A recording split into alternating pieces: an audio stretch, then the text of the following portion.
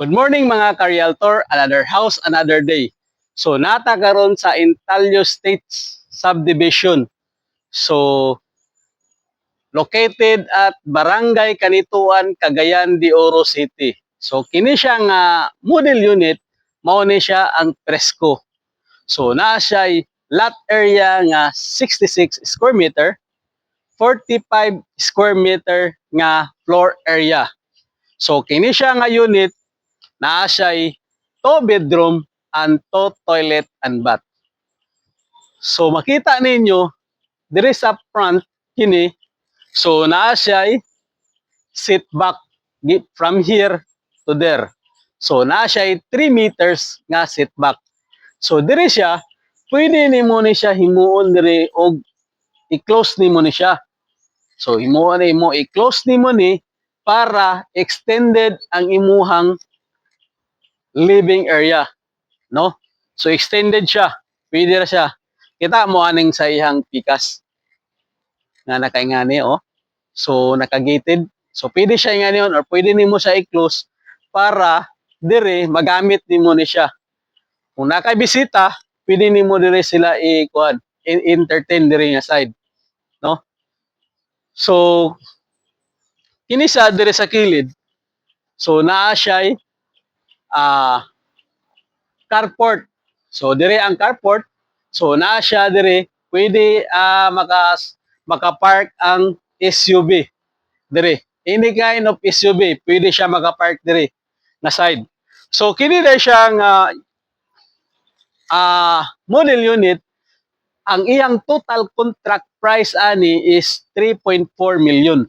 So pinakabarato nga subdivision dire sa Midtown. Naa siya sa tunga-tunga sa Cagayan de Oro. So usbon ako 3.4 pinakabarato nga unit dire sa Midtown, dire sa Intalio Estates, no? So kini siya sold out na ni siya nga unit. Pero karon naa siya for reopen nga unit. Upat na lang ang reopen nga unit. So paunahay ra ni kung kinsa ang makakuha ani. So kini siya na siya monthly equity nga 25,000 ang iyang monthly equity. So 25 months, no? So katong gusto nga mukuha og barato nga dili ka afford og spot cash nga 3.4 million, kini na installment na ni siya. So pwede nimo siya i-bank financing, no? Si bank na ang magbayad sa full nga amount, ikaw mag-monthly sa dito sa bank after nimo sa monthly equity. So ang monthly equity 25,000 lang pinakabarato. So tan-aw na to ang sulod para makita ninyo torta mo sa sulod ani unsay iyang sulod. So diri ang iyang pag sulod nimo ani nga balay, so mao ni ihang living area ug dining area. Tanawa guys, high ceiling ha. High ceiling siya nga unit. Ang diri sa Intalio, ang ilang mga design diri tanan sa ilang unit high ceiling. Mao ning nakatsada ani nga unit kay high ceiling. So upon turnover, kung unsay mo makita diri sa video, mao na ni siya upon turnover. So naa siya ang sink, naka-marble na. So mao na ni siya upon turnover. So ipakita na ko sa inyo ang ground floor kung unsa iyang dagway. Oh? So pinaka gwapo nga balay. So pakita na ko sa inyo ang diri sa likod. Unsay itsura sa likod. So diri sa likod, mao ni siya. So nasa setback diri sa likod nga 2 meters, no? Diri. So mao ni siya ang iyang kaluagon diri sa likod. So kini ang likod, pwede gyapon nimo ni siya i-close, no? Butangan og group dia i-close nimo para mahimo nimo ni siya og dirty kitchen or extended ang imuhang dining area para didto living area ra gyud sa imuhang sulod. So dire pwede ka dire. So dire pud ang imong service area. Dire kung mag-laundry ka, pwede diha kay na siya outlet. No, na siya outlet. So mabalik ta dito sa sulod para mapakita na ako sa inyo ha. Dinhi sa ground floor ang iyahang toilet and bath. So mo ni siya ang toilet and bath diri sa ground floor. So makita ninyo guys, ang iyang toilet and bath luag, no? Luag kayo. So luag kayo ang iyang CR.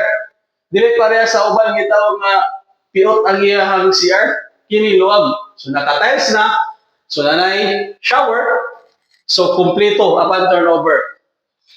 Oh, makita ninyo ang balay. Gabi ka tsada.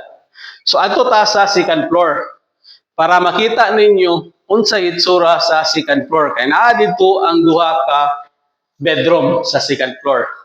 So sa ground floor wala siya bedroom, naa diri sa second floor. So diri sa second floor mao ni ang imuhang master bedroom. Kini. So luag ang master bedroom. Oh. Pwede ang king size diri nga bed. So high ceiling. High ceiling mga investor. So high ceiling siya. So mo ni siya ang imuhang master bedroom. So nasa glass sa taas, no? So unsay nakatsada ani ang high ceiling? Dili siya igang, dili siya init. Kaya ang flow sa iyang hangin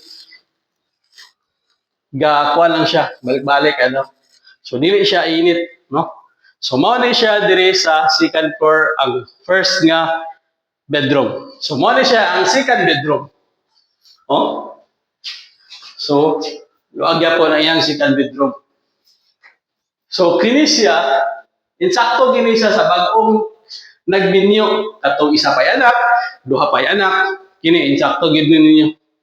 Fit gini sa inyo ha. So mao po niyang CR dire sa second floor. So complete na shower, no? Luag gyapon ang iyang CR dire sa second floor, no? So luag kayo. So tsada kayo ni siya nga balay, no? So balik ta dito sa ground floor para makita ninyo. Oh, high ceiling, oh. Para makita ninyo dito ang ground floor. So balik ta dire. So mao ni siya ang ground floor.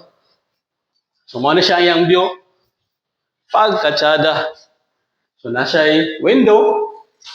Tapos siya window dire sa side para dili siya init. Tapos dire sa tubangan. So yang side ni nice siya upat ka window, no? So katong mga OFW, katong naa sa mga abroad, so katong gusto nga mokuha og balay nga dili maka-afford og spot cash. So kini na ang gipaabot ninyo. So kini installment lang. Pwede na ka makabalay. Example, kung mag-rent ka karon og 30,000 a month, no? 30,000 a month ha. So pila ang imong mabayad na? Nasa 90. Kay nay 1 month advance, 2 months security deposit. Mao gina siya ang standard kung mag-rent ka. So 90,000 kini. Imo ni ipa-reserve para ma-hold nimo ni nga unit. Magpa-reserve lang ka og 15,000 para ma-hold na nimo ni ang unit. Dili pa spot cash, di ba? Installment ang pagbayad. So apan ma-impas na nimo ang imuhang monthly equity, dito na dayon ta mag-start sa bank financing. So ato ni siya ibang financing, walay problema kung maglisod ka, kung wala ka diri sa Pilipinas, ako'y mag-process, free ang processing na to dito sa bank, ato ipa-approve, no? Ipa-approve na to dito sa bangko. So katong mga nasa Europe, nga taga Cagayan de Oro, Canada, New York, so Australia. So katong gusto nga mokuha og balay nga maka-own sila og ilang kaugalingong balay, makapundar sila og kaugalingong ilang balay. So mao na ni inyong gipangita. Take note ha, usbo na ako ha. 4 lang ni ka unit ang nabilin kay reopen. Kani nga unit sold out na ni, pero naa siya reopen karon nga upat. Maunhanay lang ta kung kinsay makauna. So kung gustuhan nimo ni siya nga unit, message me directly ani nga video para ma-entertain ta ka ug akong mahatag sa inyo ang full details ani nga unit. So single detached, walay problema.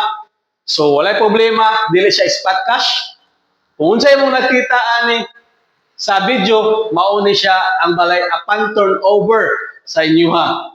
So this is Albert, the licensed real estate salesperson. Good morning and God bless. Don't forget to like and share and follow para makita ka ani nga video or another video nga nay mga real estate nga tips or educational tips ka akong mahatag sa inyo para dili mo mabudol, di ba? So this is Albert, the licensed real estate salesperson. Good morning and God bless. Thank you.